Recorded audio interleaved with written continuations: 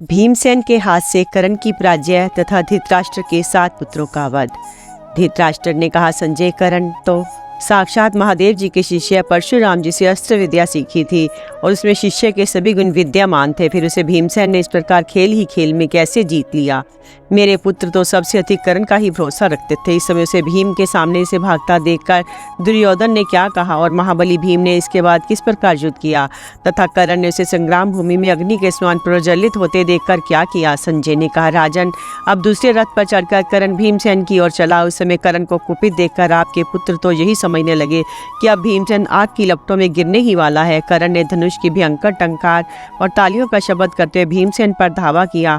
बस दोनों वीर दो कुपित सिंहों के समान झपटते, 2 बाजों के समान तथा क्रोध में भरे हुए 2 शरभों के समान परस्पर युद्ध करने लगे। राजन, जुआ खेलने, वन में रहने और विराट नगर में अज्ञातवास करने के समय पांडवों को अनेकों क्लेश उठाने पड़े हैं।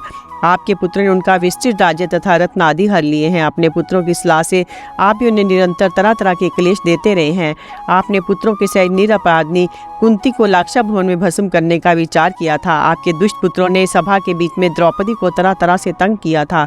दुशासन ने उसके केश पकड़कर खींचे और कर्ण ने उसे ये कठोर बात कही कि अब ये लोग तेरे पति नहीं हैं, तू कोई दूसरा पति चुन ले। इन सभी बातों का इस समय भीमसेन को स्मरण हो आया, इसलिए वे अपने प्राणों का मोह छोड़कर धनुष की टंकार करते कर्ण पर टूट पड़े। उन्होंने अपने बाणों के जाल से कर्ण के रथ पर सूर्य की किरणों का पड़ना बंद कर दिया। तब कर्ण ने अपने तीखे बाणों से उस जाल को काटा और 9 बाणों से भीमसेन पर भी चोट की। इसके जवाब में भीमसेन ने फिर कर्ण को बाणों से आच्छादित कर दिया। उन दोनों का रण क्षेत्र उस समय यमलोक के समान भयंकर और दुर्धर्ष हो रहा था। दूसरे महारथी तो उस संग्राम को बड़े विस्मय के साथ देख रहे थे। दोनों ही वीरों ने एक दूसरे पर बाणों की वर्षा करते करते सारे आकाश को बाणमय कर दिया था। उन बाणों की चमक से उसमें चमचमाहट सी होने लगी थी। दोनों ही वीरों के बाणों की भारी मार से घोड़े, हाथी और मनुष्य मर कर धरती पर लोटपोट हो रहे थे। राजन, उस समय आपके पुत्रों के अनेकों योद्धा मारे गए। उनमें से कोई तो प्राणहीन होकर गिर रहे थे और कोई गिर चुके थे। इस प्रकार बात की बात में वह सारी रणभूमि हाथी, घोड़े और मनुष्यों की लोथों में पट गई। राजन, अब क्रोध में भरे हुए कर्ण ने भीम पर 30 बाणों से चोट की। भीम ने 3 बाणों से उसका धनुष काट डाला। एक भल से उसके सारथी को रथ से नीचे गिरा दिया।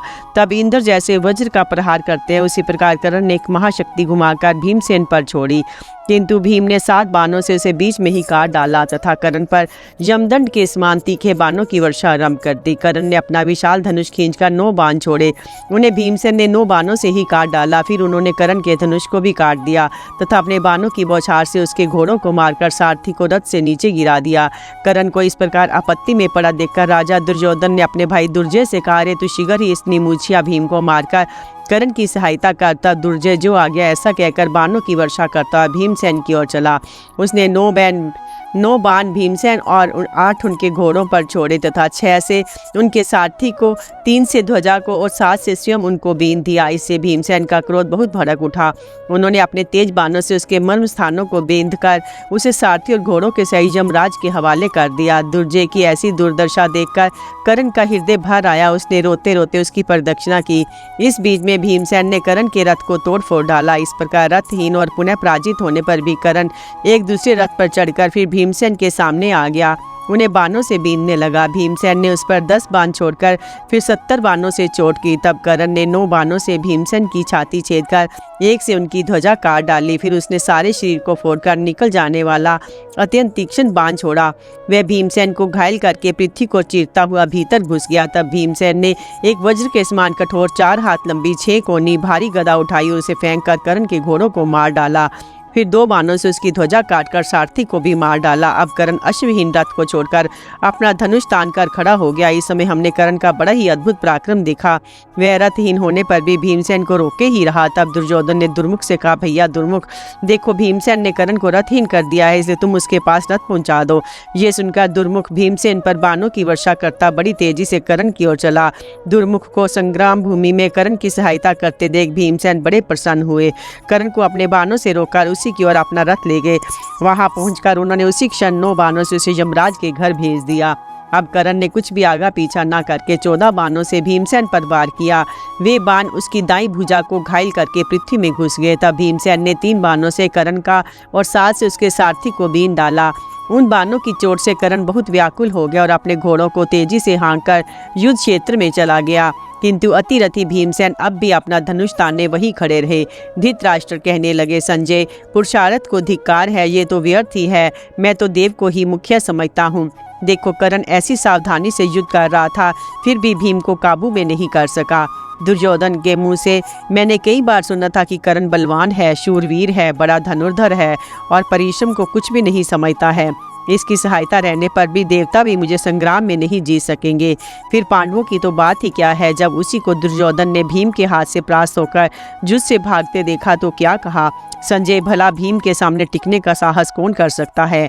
ये तो संभव ही है कि कोई पुरुष यमराज के घर से लौट आवे, किंतु भीमसेन के सामने जाकर कोई पीछे नहीं फिर सकता। जो मूर्ख मोह के वशीभूत होकर क्रोध में भरे हुए भीम के सामने गए, वे ते मानो पतंगे के समान आग में ही जा पड़े।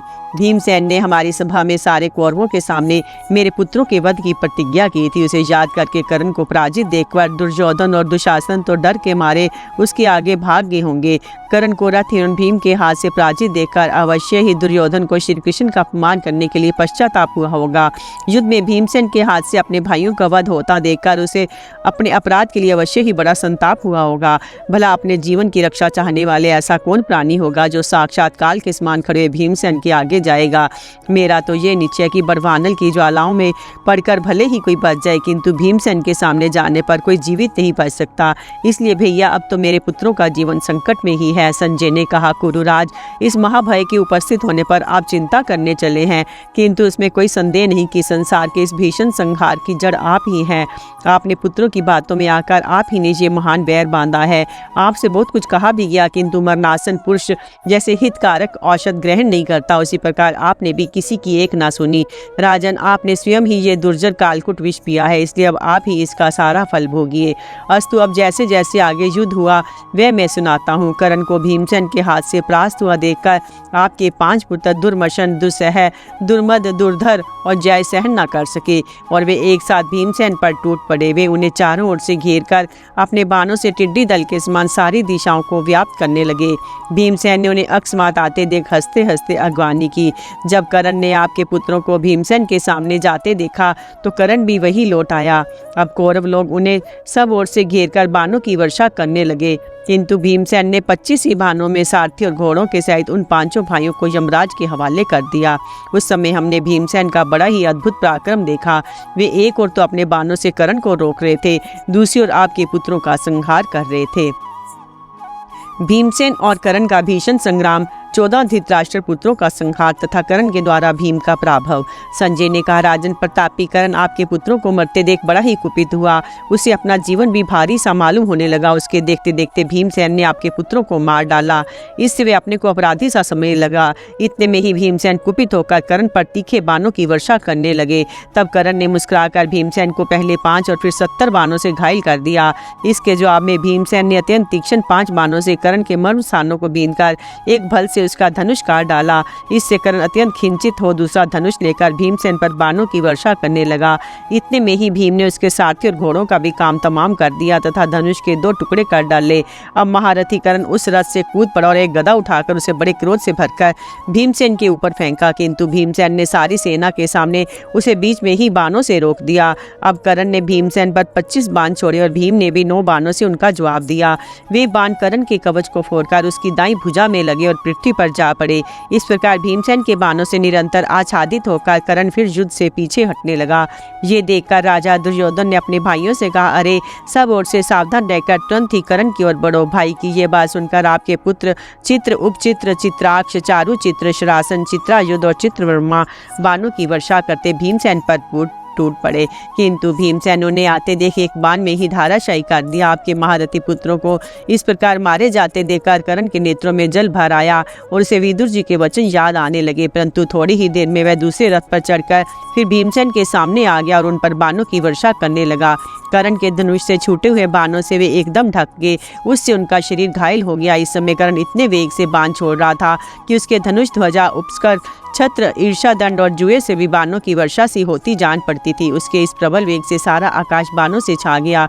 किंतु जिस प्रकार कर्ण ने भीमसेन की बाणों से आच्छादित किया, उसी प्रकार भीम ने भी उस पर बाणों की झड़ी लगा दी। इस समय संग्राम में भीमसेन का अद्भुत पराक्रम देखकर आपके योद्धा भी उनकी प्रशंसा करने लगे। भूरी श्रवा, कृपाचार्य, अश्वत्थामा, शल्य, जयद्रथ, उत्मोजा, युधामन्यु, सात्यकी, श्री कृष्ण और अर्जुन, ये कौरव और पांडव पक्ष के 10 महारथी साधु साधु कहकर बड़े जोर से सिंहनाद करने लगे। तब आपके पुत्र राजा दुर्योधन ने अपने पक्ष के राजा, राजकुमार और विशेषतः अपने भाइयों से कहा, धनुर्धरों, देखो भीमसेन के धनुष से छूटे हुए बाण कर्ण को नष्ट करें, उससे पहले तुम उसे बचाने का प्रयत्न करो। दुर्योधन की आज्ञा पाकर उसके 7 भाई क्रोध में भरकर भीमसेन पर टूट पड़े। उन्हें चारों ओर से घेर लिया। वे भीमसेन पर बाणों की वर्षा करके उन्हें बहुत पीड़ित करने लगे। तब महाबली भीम ने उन पर सूर्य की किरणों के समान चमचमाते हुए 7 बाण छोड़े। वे उनके हृदयों को चीरकर उनका रक्त पीकर पार निकल गए। इस प्रकार उनसे मरणस्थल बिंद जाने का वे 7 भाई अपने रथों से पृथ्वी पर गिर गए।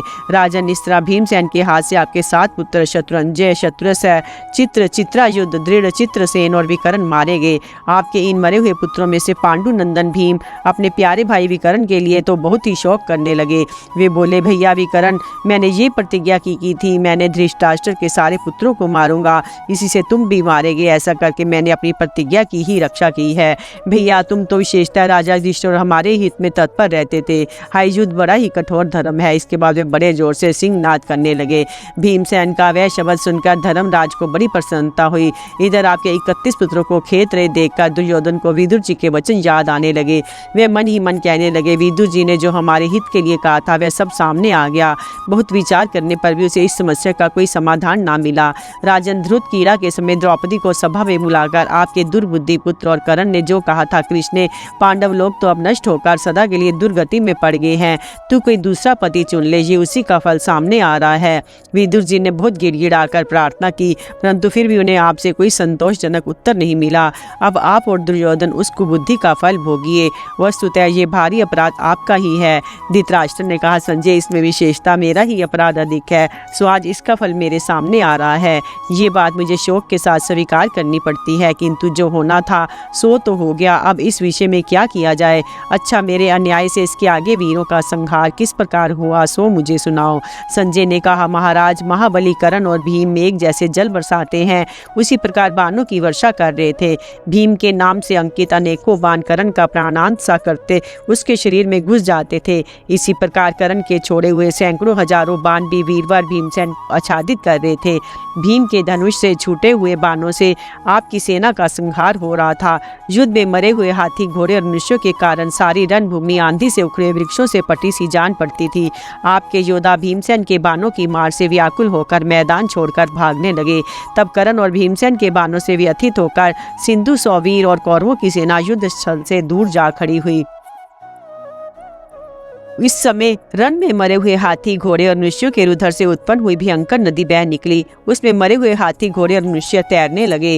राजन, अब कर्ण ने भीमसेन पर 3 बाणों से वार करके अनेकों चित्र विचित्र बाणों की वर्षा आरंभ कर दी। तब भीमसेन ने एक अत्यंत तीक्ष्ण करनी नामक बाण से कर्ण के कान पर प्रहार किया। इससे उसका कुंडल मंडित कनक काट कर पृथ्वी पर गिर पड़ा। इसके बाद भीमसेन ने एक बाण से उसकी छाती पर वार करके 10 बाण और भी छोड़े। वे उसके ललाट को फोड़कर घुस गए। इस प्रकार अत्यंत घायल हो जाने से कर्ण को मूर्छा आ गई और उसने रथ के कुबर का सहारा लेकर नेत्र मूंद लिए। थोड़ी देर में जब चेत हुआ तो एक क्रोध में भरकर बड़े वेग से भीमसेन के रथ की ओर दौड़ा। उन पर 100 बाण छोड़े। तब भीमसेन ने एक शर्पू बाण से उसके धनुष को काटकर बड़ी गर्जना की। कर्ण ने दूसरा धनुष लिया, किंतु भीमसेन ने उसे भी काट डाला। इसी प्रकार उन्होंने एक एक करके कर्ण के 18 धनुष काट डाले। कर्ण ने देखा कि भीमसेन ने सिंधु, सौवीर और कौरवों के अनेकों योद्धा मार डाले हैं तथा उनके मारे हुए हाथी, घोड़ों और मनुष्यों से सारी रणभूमि पटी हुई है, तो उसे बड़ा ही क्रोध हुआ। ये भीम पर बड़े तीखे तीखे बाणों की वर्षा करने लगा, किंतु भीमसेन ने उसमें से प्रत्येक को 3-3 बाण मारकर काट डाला। उस पर भीषण बाण वर्षा आरंभ कर दी। अब कर्ण ने अपने अस्त्र कौशल से उनको अनेकों बाण छोड़कर भीमसेन के तरकस, धनुष, प्रत्यंचा एवं घोड़ों की रास और जोतों को काट डाला तथा उनके घोड़ों को मारकर 5 बाणों से सारथी को भी घायल कर दिया। वह सारथी तुरंत ही कूदकर युधामन्यु के रथ पर जा बैठा। कर्ण ने हंसते हंसते भीमसेन के रथ की ध्वजा और पताकाएं भी उड़ा दी। इस प्रकार धनुष न रहने पर महाबाहु भीम ने एक शक्ति उठाई और उसे क्रोध में भरकर करण के रथ पर छोड़ा। करण ने 10 बाण छोड़कर उसे बीच में ही काट डाला। अब भीमसेन ने हाथ में ढाल तलवार ले ली और तलवार को घुमाकर करण के रथ पर फेंका। वह प्रत्यंचा सहित करण के धनुष को काटकर पृथ्वी पर जा पड़ी। तब करण दूसरा धनुष लेकर भीम को मार डालने के विचार से उन पर बाणों की वर्षा करने लगा। करण के बाणों से व्यथित होकर भीमसेन आकाश में उछले। उनका ये अद्भुत कर्म देखकर करण बहुत घबराया और उसने रथ में छिपकर अपने को भीमसेन के वार से बचा लिया। भीम ने जब देखा कि करण घबराकर रथ के पिछले भाग में छिपा हुआ है तो वे उसकी ध्वजा पकड़कर खड़े हो गए और गरुड़ जैसे सरम को खींचे उसी प्रकार करण को रथ से बाहर खींचने का प्रयत्न करने लगे। तब करण ने उन पर बड़े वेग से धावा किया। भीमसेन के शस्त्र समाप्त हो चुके थे, इसलिए करण के रथ के रास्ते से बचने के लिए अर्जुन के मारे हुए हाथियों की लोथों में छिप गए। फिर उस पर प्रहार करने के लिए उन्होंने एक हाथी की लोथ उठा ली, किंतु करण ने अपनी बाणों से उसके टुकड़े टुकड़े कर दिए। तब भीमसेन ने उन टुकड़ों को ही फेंकना शुरू कर दिया तो और भी रथ के पहिए या घोड़े जो चीज दिखाई दी उसी को उठाकर करण पर फेंकने लगे, परंतु वो जो चीज फेंकते थे करण उसी को काट डालता था। अब भीमसेन ने घूसा तानकर उसी से करण का काम तमाम करना चाहा, परंतु फिर अर्जुन की प्रतिज्ञा याद आ जाने से उन्होंने समर्थ होने पर भी उसे मार डालने का विचार छोड़ दिया। इस समय करण ने बार बार अपने पहने बाणों की मार से भीम को मूर्छित सा कर दिया, किंतु कुंती की बात याद करके इस शस्त्रहीन अवस्था में उसने भी उनका वध नहीं किया। फिर उसने पास जाकर उनके शरीर में अपने धनुष की नोक लगाई। उसका स्पर्श होते ही भीमसेन का क्रोध भड़क उठा। उन्होंने वह धनुष छीनकर करण के मस्तक पर दे मारा। भीमसेन की चोट खाकर करण की आंखें क्रोध से लाल हो गई और वह उनसे कहने लगा, अरे निमुझिए, अरे मूर्ख, अरे पेटू, तुझे अस्त्र शस्त्र संभालने का शौर तो है नहीं, परंतु युद्ध करने की उत्सुकता इतनी है कि मेरे साथ भिड़ने की चंचलता कर बैठता है। अरे दुर्बुद्धि, जहाँ तरह तरह की बहुत सी खाने पीने की चीजें हों तुझे तो वहीं रहना चाहिए, युद्ध में तुझे कभी नहीं मुंह दिखाना चाहिए। तू फल फूल और मूल आदि खाने तथा व्रत नियम आदि का पालन करने में अवश्य कुशल है, किंतु युद्ध करना तू नहीं जानता। भला यहाँ मुनिवृत्ति और कहा युद्ध, भैया तुझे युद्ध करने का शौर नहीं है, तू तो वन में रहकर ही प्रसन्न रह सकता है, इसलिए तू वन में ही चला जा। तुझे लड़ना ही है तो दूसरे लोगों से भिड़ना चाहिए, मेरे जैसे वीरों के सामने आना तुझे शोभा नहीं देता। मेरे जैसों से भिड़ने पर तो ऐसी या इससे भी बढ़कर दुर्गति होती है। अब तू या कृष्ण और अर्जुन के पास चला जा, वे तेरी रक्षा कर लेंगे, या अपने घर चला जा, बच्चा युद्ध करके क्या लेगा। करण के ऐसे कठोर वचन सुनकर भीमसेन ने सब योद्धाओं के सामने हंसकर कहा, रे दुष्ट, मैंने तुझे कई बार परास्त किया है, तो अपने मुंह से क्यों इतनी शेखी भगा रहा है। हमारे प्राचीन पुरुष भी जय पराजय तो इंद्र की भी देखते आए हैं। रे अकुलीन, अब भी तू मेरे साथ मल युद्ध करके देख ले, जैसे मैंने महाबली और महाभोगी कीचक को पछाड़ा था, उसी प्रकार इन सब राजाओं के सामने तुझे भी काल के हवाले कर दूंगा।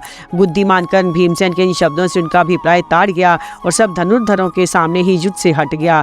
भीमसेन को रथहीन करके जब कर्ण ने श्री कृष्ण और अर्जुन के सामने ही ऐसी ना कहने योग्य बातें कही तो श्री कृष्ण की प्रेरणा से अर्जुन ने उस पर कई बाण छोड़े। वे गांडीव धनुष से छूटे हुए बाण कर्ण के शरीर में घुस गए। उनसे पीड़ित होकर वह तुरंत ही बड़ी तेजी से भीमसेन के सामने से भाग गया। तब भीमसेन सात्याकी के रथ पर सवार होकर अपने भाई अर्जुन के पास आए। इसी समय अर्जुन ने बड़ी फुर्ती से कर्ण को लक्ष्य करके एक काल के समान कराल बाण छोड़ा, किंतु उसे अश्वत्थामा ने बीच में ही काट डाला। इस पर अर्जुन ने कुपित होकर अश्वत्थामा को 64 बाणों से घायल कर दिया और चिल्लाकर कहा, जरा खड़े रहो, भागो मत। किंतु अर्जुन के बाणों से व्यथित होकर अश्वत्थामा रथों से भरी हुई मतवाली हाथियों की सेना में घुस गया। अर्जुन ने अपने बाणों से उस सेना को व्यथित करते हुए कुछ दूर उसका पीछा भी किया। इसके बाद अनेकों हाथी घोड़े और मनुष्यों को विदीर्ण करते हुए सेना का संहार करने लगे। सात्याकी का राजा अलम्बुश और त्रिगत और शूरसेन देश के वीरों को परास्त करके अर्जुन के पास पहुंचना तथा अर्जुन का धर्मराज के लिए चिंतित होना। राजा धृतराष्ट्र कहने लगे, संजय, मेरा दैदीप्यमान यश दिनों दिन मंद पड़ता जा रहा है। मेरे अनेकों योद्धा मारे गए हैं, इसे मैं अपने समय का फेर ही समझता हूँ। अब मुझे यही अनुमान होता है कि जयद्रथ जीवित नहीं है। अच्छा, वह युद्ध जैसे जैसे हुआ उसका यथावत वर्णन करो। जो उस विशाल वाहिनी को अकेला ही मथित करके भीतर घुस गया था, उस सात्याकी के युद्ध का तुम यथावत वर्णन करो। संजय ने कहा, राजन, सात्याकी अपने श्वेत घोड़ों से हुए रथ पर बैठकर बड़ी गर्जना करता हुआ जा रहा था। आपके सब महारथी मिलकर भी उसे रोकने में सफल ना हुए। इस समय राजा अलम्बुश उसके सामने आया और उसने रोकने का प्रयत्न करने लगा। महाराज, उन दोनों वीरों का जैसा संग्राम हुआ वैसा तो कोई भी नहीं हुआ। उस समय दोनों ओर के योद्धा उन्हीं का युद्ध देखने लगे। अलम्बुश ने सात्याकी पर बड़े जोर से 10 बाणों का प्रहार किया, किंतु सात्याकी ने उन्हें बीच में ही काट डाला। फिर उसने धनुष को कान तक खींचकर सात्याकी पर 3 तीखे बाण छोड़े। वे उसका कवच फाड़कर शरीर में घुस गए। फिर 4 बाणों से अलम्बुश ने उसके चारों घोड़ों को भी घायल कर दिया। तब सात्याकी ने 4 तेज बाणों से अलम्बुश के चारों घोड़ों को मार डाला। एक भल से उसके सारथी का सिर काटकर अलम्बुश के कुंडल मंडित मस्तक को भी धड़ से अलग कर दिया। इस प्रकार अलम्बुश का काम तमाम कर वे आपकी सेनाओं को चीरता हुआ अर्जुन की ओर बढ़ने लगा। उसने जैसे ही अपार सैन्य समुद्र में प्रवेश किया, अनेकों त्रिगत वीर उस पर टूट पड़े, उसे चारों ओर से घेर कर बाणों की वर्षा करने लगे। किंतु सात्याकी ने भारतीय सेना में घुसकर अकेले ही 50 राजकुमारों को परास्त कर दिया। उस समय वह महान शूरवीर नृत्य सा कर रहा था और अकेला होने पर भी 100 रथियों के समान कभी पूर्व, कभी पश्चिम, कभी उत्तर और कभी दक्षिण दिशा में दिखाई देने लगता था। उसका ये अद्भुत पराक्रम देखकर त्रिगत वीर तो घबरा कर भाग गए। अब शूरसेन देश के योद्धा बाणों की वर्षा करके उसे आगे बढ़ने से रोकने लगे। उनसे कुछ देर मुकाबला करके फिर वह कलिंग देशीय वीरों से भिड़ गया। फिर दुस्तर कलिंग सेना को पार करके वह अर्जुन के पास पहुंचा। जिस प्रकार जल में तैरने वाला मनुष्य स्थल पर पहुंचकर सुस्ताने लगता है, उसी प्रकार अर्जुन को देखकर पुरुष सिंह सात्याकी को बड़ी शांति मिली। उसे आते देखकर श्री कृष्ण ने अर्जुन से कहा, अर्जुन देखो, तुम्हारे पीछे सात्याकी आ रहा है। ये महापराक्रमी वीर तुम्हारा शिष्य और सखा है। इसने सब योद्धाओं को तिनके के समान समझकर परास्त कर दिया है। ये तुम्हें प्राणों से भी प्यारा है। इस समय ये कौरव योद्धाओं का भयंकर संहार करके यहाँ पहुँचा है। इसने अपने बाणों से द्रोणाचार्य और भोजवंशी कृतवर्मा को भी नीचा दिखा दिया है तथा तुम्हें देखने के लिए ये अनेकों अच्छे अच्छे योद्धाओं को मारकर यहाँ आया है। इसे धर्मराज ने तुम्हारी सुध लेने को भेजा है। इसी से ये अपने बाहुबल से शत्रु की सेना को विदीर्ण करके यहाँ पहुँचा है। तब अर्जुन ने कुछ उदास होकर कहा, महाबाहो, सात्याकी मेरे पास आ रहा है, इससे मुझे प्रसन्नता नहीं है। अब मुझे ये निश्चय नहीं कि इसके यहाँ चले आने पर धर्मराज जीवित भी होंगे या नहीं। इसे तो उन्हीं की रक्षा करनी चाहिए थी। उसी समय ये उन्हें छोड़कर यहाँ क्यों आ रहा है? अब धर्मराज द्रोण की खुली स्थिति में है। इधर जयद्रथ का भी वध नहीं हुआ है। इस पर भी ये भूरिश्रवा सात्याकी की ओर जा रहा है। अब सूर्य ढल चुका है, मुझे जयद्रथ का वध अवश्य करना है। इधर सात्याकी थका हुआ है तथा इसके सारथी और घोड़े भी शिथिल हो चुके हैं, किंतु भूरिश्रवा को अभी कोई थकान नहीं है। इसके अनेकों सहायक भी मौजूद हैं। ऐसी स्थिति में क्या ये भूरिश्रवा के साथ भिड़कर कुशल से रह सकेगा? धर्मराज ने द्रोण की ओर से निर्भय होकर इसे मेरे पास भेज दिया। ये मैं उनकी भूल ही समझता हूँ। निरंतर उन्हें पकड़ने की ताक में रहते हैं। सो क्या इस समय महाराज कुशल से होंगे? सात्याकी और भूरिश्रवा का भीषण युद्ध तथा सात्याकी द्वारा भूरिश्रवा का वध। संजय कहते हैं, राजन, रण दुर्मद सात्याकी को आते देख भूरिश्रवा क्रोध में भरकर उसकी ओर दौड़ा तथा उससे कहने लगा, आहा, आज इस संग्राम भूमि में मेरी बहुत दिनों की इच्छा पूरी हुई है। अब यदि तुम मैदान छोड़कर ना भागे तो जीवित नहीं बच सकोगे। इस पर सात्याकी ने हंसकर कहा, कुरुपुत्र, मुझे युद्ध में तुमसे तनिक भी भय नहीं है। केवल बातें बनाकर मुझको कोई नहीं डरा सकता। इसलिए व्यर्थ बकवाद से क्या लाभ है? जरा काम करके दिखाओ। वीरवर, तुम्हारी गर्जना सुनकर तो मुझे हंसी आती है। मेरा मन तो तुम्हारे साथ दो करने को बहुत उतावला हो रहा है। आज तुम्हें मारे बिना मैं युद्ध के मैदान से पीछे नहीं हटूंगा। इस प्रकार एक दूसरे को खरी खोटी सुनाकर वे दोनों वीर क्रोध में भरकर युद्ध करने लगे। भूरिश्रवा ने सात्याकी को अपने बाणों से आच्छादित करके उसका काम तमाम करने के विचार से पहले उसे 10 बाणों से घायल किया, फिर अनेकों तीखों तीरों की जड़ी लगा दी, किंतु सात्याकी ने अपने अस्त्र कौशल से उन्हें बीच में ही काट डाला। इसके बाद आपस में तरह तरह के शस्त्रों की वर्षा करने लगे। दोनों ही ने दोनों के घोड़ों को मार डाला और धनुषों को काट दिया। इस प्रकार दोनों ही रथहीन हो गए तथा ढाल तलवार लेकर आपस में पैंतरे बदलने लगे। वे यशस्वी वीर भ्रांत, उद्भ्रांत, आविद, आपुल्त, श्रित, संपात और समुद्रीन आदि अनेकों प्रकार की गतियां दिखाते मौका पाकर एक दूसरे पर तलवारों के वार करने लगे। दोनों ही अपनी शिक्षा, फुर्ती, सफाई और कुशलता का परिचय देकर एक दूसरे को नीचा दिखाना चाहते थे। अंत में दोनों ने ही तलवारों की चोटों से एक दूसरों की ढालें काट डाली, फिर आपस में बाहुयुद्ध करने लगे। दोनों ही मल्ल युद्ध में निष्णात थे। उनकी छातियां चौड़ी और भुजाएं लंबी थी तथा वे अपनी लोहदंड के समान सुदृढ़ भुजाओं से आपस में गुथ गए। मल्ल युद्ध में दोनों ही की शिक्षा ऊंचे दर्जे की थी। दोनों ही खूब बल संपन्न थे, इसलिए उनके खम ठोंकने, लपेट लगाने और हाथ पकड़ने कौशल को देखकर योद्धाओं को बड़ी प्रसन्नता होती थी। उस समय संग्राम भूमि में भिड़े हुए उन दोनों वीरों का वज्र और पर्वत की टकराहट के समान बड़ा घोर शब्द हो रहा था। उन्होंने भुजाओं को लपेटकर सिर से सिर अड़ाकर, पैर खींचकर, तोमर, अंशुर और लासन नाम के पैंच दिखाकर, पेट में घुसना टेक कर, पृथ्वी पर घुमाकर, आगे पीछे हटकर, धक्का देकर, गिराकर और ऊपर उछलकर खूब युद्ध किया। मल्लयुद्ध के जो 32 दांव हैं उन सभी को दिखाते उन्होंने डट कर कुश्ती की। अंत में सिंह जैसे हाथी को खदेड़ता है उसी प्रकार कुरुश्रेष्ठ भूरिश्रवा ने सात्यकी को पृथ्वी पर घसीटते हुए एक कदम उठाकर उसको पटक दिया। फिर छाती में लात मारकर उसके बाल पकड़े और म्यान में तलवार निकाली। अभी वह सात्यकी के कुंडल मंडित मस्तक को काटने की तैयारी में ही थी कि तथा सात्यकी भी उसके पंजे से छूटने के लिए कुम्हार जैसे डंडे से चाकू घुमाता है उसी प्रकार केशों को पकड़ने वाले भूरिश्रवा के हाथों के सहित अपने मस्तक को घुमा रहा था कि इसी समय श्री कृष्ण ने अर्जुन से कहा, महाबाहो देखो, तुम्हारा शिष्य सात्यकी इसमें भूरिश्रवा के चंगुल में फंस गया है। वह धनुर्विद्या में तुमसे कम नहीं है। आज यदि भूरिश्रवा सत्य पराक्रमी सात्यकी से बढ़ जाता है तो उसका विक्रम अयथार्थ माना जाएगा। श्री कृष्ण की ऐसा कहने पर महाबाहु अर्जुन ने मन ही मन भूरिश्रवा के पराक्रम की प्रशंसा की। फिर श्री वसुदेव नंदन से कहा, माधव, इस समय मेरी दृष्टि जयद्रथ पर लगी हुई है, इसलिए मैं सात्यकी को नहीं देख रहा हूँ। तो अभी इस यदुश्रेष्ठ रक्षा के लिए मैं एक दुष्कर कर्म करता हूँ। ऐसा कहकर श्री कृष्ण की बात मानते हुए उन्होंने गांडीव धनुष पर एक पैना बांध चलाया। उससे भूरिश्रवा को उस भुजा को काट डाला जिसमें वह तलवार लिए हुए था। ये देखकर सभी प्राणियों को बड़ा दुख हुआ। भूरिश्रवा सात्यकी को छोड़कर अलग खड़ा हो गया और अर्जुन की निंदा करने लगा। उसने कहा, अर्जुन, मैं दूसरे से युद्ध करने में लगा हुआ था, तुम्हारी ओर तो मेरी दृष्टि ही नहीं थी। ऐसी स्थिति में मेरा हाथ काटकर तुमने बड़ा ही क्रूर कर्म किया है। जब धर्मपुत्र राजा युधिष्ठिर पूछेंगे तो क्या तुम उनसे यही कहोगे कि मैंने संग्राम भूमि में सात्यकी के साथ युद्ध करने में लगे भूरिश्रवा को मार डाला है? तुम्हें ये अस्त्र नीति साक्षात इंद्र ने सिखाई है या महादेव जी अथवा द्रोणाचार्य ने? तुम तो संसार में अस्त्र धर्म के सबसे बड़े ज्ञाता माने जाते हो, फिर भला दूसरे के साथ युद्ध करते समय तुमने मुझ पर क्यों प्रहार किया?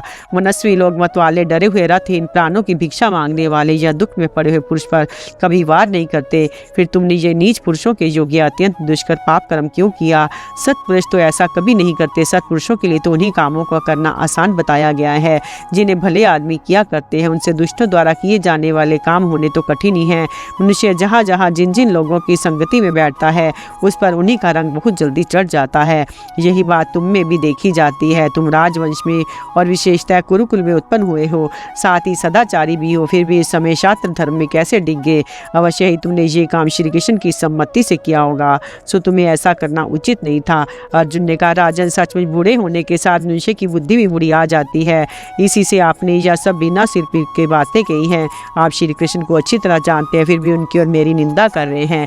आप युद्ध धर्म को जानने वाले और समस्त शास्त्रों के मर्मज्ञ हैं तथा मैं भी कोई अधर्म नहीं कर सकता। ये जानकर भी आप ऐसी बहकी बातें क्यों कर रहे हैं? क्षत्रिय लोग अपने भाई, पिता, पुत्र, संबंधी एवं बंधु बांधवों के साथ ही शत्रु के साथ संग्राम किया करते हैं। ऐसी स्थिति में मैं अपने शिष्य और संबंधी सात्यकी की रक्षा क्यों न करता? ये तो मेरे दाएं हाथ के समान है, तो अपने प्राणों की परवाह न करके हमारे लिए जूझ रहा है। संग्राम भूमि में केवल अपनी ही रक्षा नहीं करनी चाहिए, बल्कि जिसके लिए जो लड़ रहा है उसे उसकी रक्षा का ध्यान अवश्य रखना चाहिए। उसकी रक्षा होने से संग्राम में राजा की ही रक्षा होती है। यदि मैं संग्राम भूमि में सात्यकी को अपने सामने मरते दिखता तो मुझे पाप लगता, इसी से मैंने उसकी रक्षा की है। आप जो ये कहकर मेरी निंदा करते हैं कि दूसरे के साथ युद्ध में लगे होने पर भी मैंने आपको धोखा दिया है, सो ये आपका बुद्धि भ्रम ही है। जिस समय आपने और प्राय पक्ष के सब योद्धा लड़ रहे थे, आप सात्यकी से भिड़ गए थे, उसी समय तो मैंने ये काम किया है। भला इस सैन्य समुद्र में एक योद्धा का एक ही साथ संग्राम होना कैसे संभव है? आपको तो अपनी ही निंदा करनी चाहिए, क्योंकि जब आप अपनी ही रक्षा नहीं कर सकते तो अपने आश्रितों की कैसे करेंगे? अर्जुन के ऐसे कहने पर भूरिश्रवा ने सात्यकी को छोड़कर मरण पर्यंत उपवास करने का नियम ले लिया। उसने बाएं हाथ से बाण बिछाकर ब्रह्मलोक में जाने की इच्छा से प्राणों की वायु में, नेत्रों को सूर्य में, मन को स्वच्छ जल में होम दिया तथा महाउपनिषद संज्ञक ब्रह्म का ध्यान करते हुए योग युक्त होकर उन्होंने मुनि व्रत धारण कर लिया। इस समय सेना के सब लोग श्री कृष्ण और अर्जुन की निंदा करने लगे, किंतु उन्होंने बदले में कोई कड़वी बात नहीं कही। तथापि अर्जुन को उनकी और भूरिश्रवा की बातें सहन नहीं हुई। उन्होंने किसी प्रकार का क्रोध प्रकट न करते कहा कि मेरे इस व्रत को यहाँ सभी राजा लोग जानते हैं। यदि कोई हमारे पक्ष का मनुष्य मेरे बाण की पहुंच के अंदर होगा तो कोई पुरुष उसे मार नहीं सकेगा। भूरिश्रवा जी, मेरे इस नियम पर विचार करके आपको मेरी निंदा नहीं करनी चाहिए। धर्म का मर्म बिना समझे किसी दूसरे की निंदा करना अच्छी बात नहीं है। मैंने आपकी सशस्त्र भुजा को काटकर कोई अधर्म नहीं किया है। बालक अभिमन्यु के पास तो कोई भी हथियार नहीं था और उसके रथ और कवच भी टूट चुके थे, फिर भी आप लोगों ने उसे मिलकर मार डाला। इस कर्म को कौन धर्मात्मा पुरुष अच्छा कहेगा। अर्जुन की ये बात सुनकर भूरिश्रवा ने अपना सिर पृथ्वी से लगाया और मुख नीचा किए चुपचाप बैठा रहा। तब अर्जुन ने कहा, मेरा जो प्रेम धर्मराज महाबली भीमसेन और नकुल सहदेव के प्रति है वही आप में भी है। मैं और महात्मा कृष्ण आपको आज्ञा देते हैं, आप उशीनर के पुत्र शिवी के समान पुण्य लोक को प्राप्त हो। श्री कृष्ण ने कहा, राजन तुम निरंतर अग्निहोत्र करने वाले हो। जो लोग सर्वदा प्रकाशमान है तथा ब्रह्मा आदि देवगण भी जिनके लिए ललायित रहते हैं, उनमें तुम मेरे समान गरुड़ पर चढ़ कर जाओ। इसी समय सात्याकी उठा, उसने निर्दोष भूरिश्रवा का सिर काटने के लिए तलवार उठाई। उसे श्री कृष्ण, अर्जुन, भीमसेन, युधामन्यु, उत्मोजा, अश्वत्थामा, कृपाचार्य, कर्ण, विषसेन और जयद्रथ सभी ने रोका, किंतु सबके चिल्लाते रहने पर उसने अपने अनशन व्रतधारी भूरिश्रवा का मस्तक काट डाला। फिर उसने अपनी निंदा करने वाले कौरवों को ललकार कर कहा, अरे धर्मनिष्ठता का ढोंग रचने वाले पापियों, तुम जो धर्म की दुहाई देकर मुझसे कह रहे हो कि मुझे भूरिश्रवा को नहीं मारना चाहिए था, सो जिस समय तुम लोगों ने सुभद्रा के पुत्र शस्त्रहीन बालक अभिमन्यु की हत्या की थी, उस समय तुम्हारा धर्म कहाँ चला गया था। मेरी तो ये प्रतिज्ञा कि यदि कोई पुरुष संग्राम में मेरा तिरस्कार करके मुझे जमीन पर घसीटकर जीवित अवस्था में ही लात मारेगा, वह फिर मुनि व्रत धारण करके ही क्यों ना बैठ जाए, उसे मैं अवश्य मार डालूंगा। राजन सात्याकी के ऐसा कहने पर फिर कौरवों से किसी ने कुछ नहीं कहा, परंतु मुनियों के समान बनवासी यशस्वी भूरिश्रवा को इस प्रकार वध करना किसी को अच्छा नहीं लगा। भूरिश्रवा ने अपने जीवन में सहस्रों का दान किया था, उसका कई बार मरना जल से अभिषेक हुआ था, अतः वह देह त्याग कर अपने परम पुण्य के तेज से संपूर्ण पृथ्वी और आकाश के अलौकित करता ऊर्ध्व लोकों में चला गया। अर्जुन का अनेकों महारथियों से भीषण संग्राम तथा जयद्रथ का सिर काटना। राजा धृतराष्ट्र ने पूछा, संजय, भूरिश्रवा के मारे जाने पर फिर जिस प्रकार आगे युद्ध हुआ वह मुझे सुनाओ। संजय ने कहा, महाराज, भूरिश्रवा के परलोक को प्रस्थान करने पर महाबाहु अर्जुन ने श्री कृष्ण से कहा, माधव, अब जिधर राजा जयद्रथ है उधर ही घोड़ों को बढ़ाइए। आज जयद्रथ के आगे 3 गतियां हैं। यदि वह युद्ध में लड़ते लड़ते मारा गया तो तत्काल स्वर्ग प्राप्त करेगा, यदि पीठ दिखाकर भागते समय मेरे बाण का शिकार हो गया तो नरक में पड़ेगा, यदि भाग गया तो अब यश का भागी होगा। अब सूर्य बड़ी तेजी से अस्ताचल की ओर बढ़ रहा है, इसलिए आपको मेरी प्रतिज्ञा सफल कराने का प्रयत्न करना चाहिए। आप घोड़ों को ऐसी तेजी से ले चलिए जिसमें सूर्य अस्त न हो, मेरी प्रतिज्ञा पूरी हो जाए और मैं जयद्रथ को मार सकूं। तब अश्व विद्या में कुशल भगवान श्री कृष्ण ने घोड़ों को जयद्रथ के रथ की ओर हांका।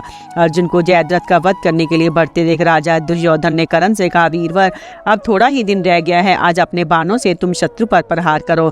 यदि किसी प्रकार आज का दिन बीत गया तो फिर निश्चय हमारी ही विजय होगी, क्योंकि सूर्यास्त तक जयद्रथ की रक्षा हो जाने पर अर्जुन की प्रतिज्ञा झूठी हो जाएगी और वह स्वयं ही अग्नि में प्रवेश कर जाएगा। फिर अर्जुन के ना रहने पर तो इसके भाई अनुयायी लोग एक मुहूर्त भी जीवित नहीं रह सकेंगे। इस प्रकार हम निष्कंटक होकर पृथ्वी का राज्य भोगेंगे। अतः तुम अश्वत्थामा, कृपाचार्य, शल्य तथा मुझे और दूसरे योद्धाओं को भी साथ लेकर अर्जुन के साथ पूरी शक्ति से संग्राम करो। दुर्योधन की ये बात सुनकर कर्ण ने कहा, प्रचंड प्रहार करने वाले महान धनुर्धर वीरवर भीम ने अपने बाणों से मेरे शरीर को बहुत जर्जित कर दिया है, तो भी मैं युद्ध में डटा ही रहना चाहिए। इस नियम के कारण मैं यहाँ खड़ा हुआ हूँ। भीम के विशाल बाणों से व्यथित होने के कारण मेरे अंगों में हिलने डुलने की भी शक्ति नहीं है, तथापि अर्जुन जयद्रथ को न मार सके, इस उद्देश्य से मैं यथाशक्ति युद्ध करूंगा, क्योंकि मेरा जीवन तो आप ही के लिए है। जिस समय कर्ण और दुर्योधन इस प्रकार बातें कर रहे थे, अर्जुन अपने पहने बाणों से आपकी सेना का संहार करने लगे। अनेकों हाथी, घोड़े, ध्वजा, छत्र, धनुष, चंवर और योद्धाओं के सिर उनके बाणों से कट कट कर सब और गिरने लगे। आग जिस प्रकार घास फूस को जला डालती है, उसी प्रकार अर्जुन ने बात की बात में आपकी सेना का संहार कर डाला। इस प्रकार जब अधिकांश योद्धा मारे गए तो वे बढ़ते बढ़ते जयद्रथ के पास पहुंच गए। अर्जुन का ये पराक्रम आपके पक्ष के वीर सह न सके, अतः जयद्रथ की रक्षा के लिए दुर्योधन, कर्ण, वृषसेन, शल्य, अश्वत्थामा, कृपाचार्य और स्वयं जयद्रथ ने भी उन्हें चारों ओर से घेर लिया। ये सब महारथी जयद्रथ को अपने पीछे रखकर श्री कृष्ण और अर्जुन का वध करने की इच्छा से निर्भय होकर उनके चारों ओर घूमने लगे। सूर्य लाल हो चुका था, वे सब उसके छिपने की बाट जोह रहे थे। अर्जुन पर सैकड़ों तीखे तीरों की वर्षा करते जाते थे, किंतु रणोन्मुक्त अर्जुन उनके बाणों के 2-2, 3-3 और 8-8 टुकड़े करके उन सभी रथियों को बींधे डालते थे। अब उन पर अश्वत्थामा ने 25, वृषसेन ने 7, दुर्योधन ने 20 तथा कर्ण और शल्य ने 3-3 बाणों से वार किया। इसी प्रकार सब लोग भयंकर गर्जना करते हुए उन्हें बार बार बीतने लगे। फिर जल्दी ही सूर्यास्त हो जाए इस अभिलाषा से उन्होंने अपने रथों को उठाकर मंडलाकार खड़ा कर लिया और इस तरह चारों ओर से उन पर बाणों की वर्षा करने लगे। किंतु इस पर भी दुर्धर्ष वीर धनंजय आपकी सेना के अनेकों वीरों को धाराशायी कर सिंधुराज की ओर बढ़ते गए। तब कर्ण अपने वेग युक्त बाणों से उनकी गति को रोकने का प्रयत्न करने लगे। उसने उन पर 50 बाणों से वार किया। इस पर अर्जुन ने उसका धनुष काटकर 9 बाणों से उसकी छाती पर चोट की। प्रतापी कर्ण ने तुरंत ही दूसरा धनुष उठाया और 8000 बाण छोड़कर एकदम अर्जुन को ढक दिया। अर्जुन ने भी अपने हाथ की सिफाई दिखाते हुए सब योद्धाओं के देखते देखते उसे बाणों से आच्छादित कर दिया। इस प्रकार बाणों के समूह में छिप जाने पर भी वे एक दूसरे पर प्रहार करते रहे। इस समय वे बड़ी फुर्ती और सफाई से युद्ध कर रहे थे। वहाँ खड़े सब योद्धा उनके इस अद्भुत संग्राम को देख रहे थे। इतने ही में अर्जुन ने धनुष को कान तक खींचकर 4 बाणों से कर्ण के घोड़ों को मार डाला तथा एक भल से सारथी को रथ से नीचे गिरा दिया। कर्ण को रथहीन देखकर अश्वत्थामा ने उसे अपने रथ पर चढ़ा लिया। फिर वे अर्जुन से भिड़ गया। इसी समय शल्या ने 30 बाणों से अर्जुन पर वार किया। कृपाचार्य ने 20 बाणों से श्री कृष्ण को और 12 से अर्जुन को बींदा तथा सिंधुराज ने 4 ओर से वृषसेन ने 7 बाणों से कृष्ण और अर्जुन को घायल कर दिया। इसी प्रकार अर्जुन ने भी 64 बाणों से अश्वत्थामा पर, 100 से शल्य पर, 10 से जयद्रथ पर, 3 से वृषसेन पर और 20 से कृपाचार्य पर चोट की। फिर ये सब महारथी अर्जुन की प्रतिज्ञा भंग करने के विचार के साथ मिलकर उन पर टूट पड़े। इन्होंने भारी भारी गदाओं, लोहे के परिधों, शक्तियों और भी तरह तरह के शस्त्रों से उन पर एक साथ चोट की। किंतु अर्जुन इस प्रकार आक्रमण करते हुए इस कौरव सेना को देखकर हंसे और आपके अनेकों वीरों को विध्वंस करते हुए आगे बढ़ने लगे। राजन, जिस समय अर्जुन ने अपने धनुष की डोरी खींचते थे उसी समय उससे इंद्र के वज्र की सी भयानक ध्वनि होती थी। उसे सुनकर आपकी सेना पागलों के समान चक्र में पड़ जाती थी। वे इतनी फुर्ती से बाण छोड़ते थे कि हमें यही नहीं जान पड़ता था वे कब बाण लेते हैं, कब उसे धनुष पर चढ़ाते हैं, कब धनुष की डोरी खींचते हैं और कब उसे छोड़ते हैं। अब उन्होंने कुपित होकर दुर्जय इंद्रास्त्र का प्रयोग किया। उसने सैकड़ों हजारों दिव्य बाण प्रकट हो गए। कौरवों ने भी शस्त्रों की वर्षा से आकाश में अंधकार सा कर दिया। उसे अपने दिव्य अस्त्रों के मंत्रों से अभिमंत्रित बाणों द्वारा अर्जुन ने भी नष्ट कर दिया। इस समय शूरवीरता का दम भरने वाले आपके जो वीर उनके सामने आए थे वे सभी आग की लपट पर गिरने वाले पतंगों के समान नष्ट हो गए। इस प्रकार अनेकों शूरवीरों के जीवन और सुयश को नष्ट करते हुए युद्ध स्थल में मूर्तिमान मृत्यु के समान विचर रहे थे। अर्जुन ने उस समय जो अति दुस्तर अस्त्र प्रलय किया उसमें अनेकों अच्छे वीर डूब गए। सिर कटे हुए शरीरों, बाहुहीन पिंडों, हस्तहीन भुजाओं, बिना अंगुलियों के हाथों, सूंड कटे हुए हाथियों, दंतहीन मातंगों, घायल ग्रीवा वाले घोड़ों, टूटे फूटे रथों तथा जिनकी आंते पैर या दूसरे जोड़ कट गए, ऐसे निश्चेष तड़पते हुए सैकड़ों हजारों वीरों के कारण वे विशाल युद्ध भूमि भीरू पुरुषों के लिए अत्यंत भयावह हो रही थी। अर्जुन के ऐसा मूर्तिमान काल के समान अभूतपूर्व पराक्रम देखकर कौरवों में बड़ी सनसनी फैल गई। इस प्रकार भयानक कर्म द्वारा अपनी भीषणता की छाप लगाकर वे बड़े बड़े महारथियों को लांघकर आगे बढ़ गए। अर्जुन को जयद्रथ की ओर बढ़ते देखकर कौरव योद्धा उसके जीवन से निराश होकर संग्राम भूमि से लौटने लगे। इस समय आपके पक्ष के जो वीर अर्जुन के सामने आता था उसी के सिर पर उनका प्राणांतक बाण गिरता था। महारथी अर्जुन ने आपकी सारी सेना को कबंधों से व्याप्त कर दिया। इस प्रकार आपकी चतुरंगिनी सेना को व्याकुल करके वे जयद्रथ के सामने आए। उन्होंने अश्वत्थामा को 50, वृषसेन को 3, कृपाचार्य को 9, शल्य की 16, कर्ण की 32 और जयद्रथ को 64 बाणों से बींधकर बड़ा सिंहनाद किया। जयद्रथ से अर्जुन के बाण ना सहे गए। वे अंकुश खाए हुए हाथी के समान अत्यंत क्रोध में भर गया। अतः उसने 3 बाणों से श्री कृष्ण को, 6 से अर्जुन को बीनकर 8 बाणों से उनके घोड़ों को घायल कर डाला तथा 1 बाण उनकी ध्वजा पर छोड़ा। किंतु अर्जुन ने उसके छोड़े हुए बाणों को व्यर्थ करके एक ही साथ 2 बाण मारकर उसके सारथी के सिर और ध्वजा को काट डाला। इसी समय सूर्य को बड़ी तेजी से अस्ताचल के समीप जाते देख श्री कृष्ण ने कहा, पार्थ, इस समय जयद्रथ को 6 महारथियों ने अपने बीच में कर रखा है। अतः संग्राम में इन 6 को परास्त किए बिना जयद्रथ मारना संभव नहीं है। इसलिए इस समय मैं सूर्य को छिपाने के लिए एक ऐसा उपाय करूंगा जिससे जयद्रथ को साफ साफ यही मालूम होगा कि सूर्य अस्त हो गया। इससे वह हर्षित होकर तुम्हें मारने के लिए बाहर निकल आवेगा और अपनी रक्षा के लिए किसी प्रकार का प्रयत्न नहीं करेगा। उस अवसर पर तुम उस पर प्रहार करना। सूर्य अस्त हो गया है ये समझकर अपेक्षा मत करना। इस पर अर्जुन ने कहा, आप जैसा कहते हैं वही किया जाएगा। तब योगेश्वर श्री कृष्ण ने योगयुक्त होकर सूर्य को ढकने के लिए अंधकार उत्पन्न कर दिया। अंधकार फैलते ही आपके योद्धा ये समझकर देखकर कि सूर्य अस्त हो गया है। अर्जुन की नाश संभावना से बड़ी खुशी में भर गए। खुशी के मारे उन्हें सूर्य की ओर देखने का भी ध्यान नहीं रहा। इसी समय राजा जयद्रथ सिर ऊंचा करके सूर्य की ओर देखने लगा। तब श्री कृष्ण ने अर्जुन से फिर कहा, वीर देखो, सिंधु राज तुम्हारा भय छोड़कर सूर्य की ओर देख रहा है। इस दुष्ट को मारने का यही सबसे अच्छा अवसर है।